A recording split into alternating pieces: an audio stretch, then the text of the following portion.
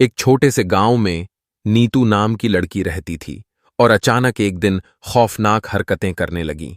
वह रातों को चीखती, दीवारों पर खून से निशान बनाती और अजीब भाषाओं में बड़बड़ाने लगती। परिवार ने पंडित जी को बुलाया, जिन्हें शक था कि उस पर किसी बुरी आत्मा का कब्जा हो चुका है। पंडित जी जैसे ही कमरे में गए, अचानक से तापमान गिर गया।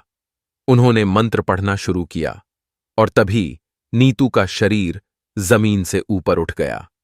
उसका पूरा शरीर अजीब तरीके से अकड़ गया और उसने एक भयानक आवाज में कहा, तुम्हारे मंत्र मुझे कभी हरा नहीं सकते।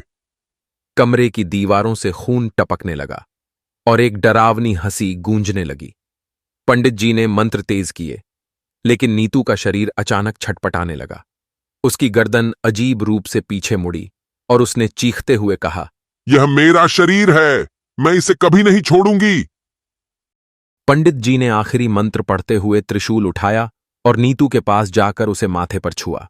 एक चीख ऐसी निकली कि पूरे कमरे में सन्नाटा छा गया। नीतू का शरीर जमीन पर गिरा, मानो सब खत्म हो गया हो। कमरे में खामोशी छा गई और परिवार ने राहत की सांस ली। लेकिन जैसे ही पंडित जी ने उसकी तरफ देखा, नीतू के होंठों पर एक धीमी मुस्कान उभर आई। उसकी आंखें अचानक खुल गईं। अब उसकी आंखों में सिर्फ काला अंधेरा था।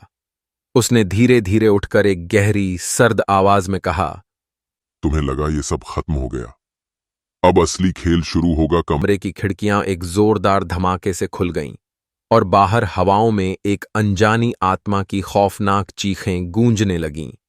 नीतू ने ठंडी हंसी के साथ अपने हाथ उठाए और वह उस आत्मा के साथ चली गई।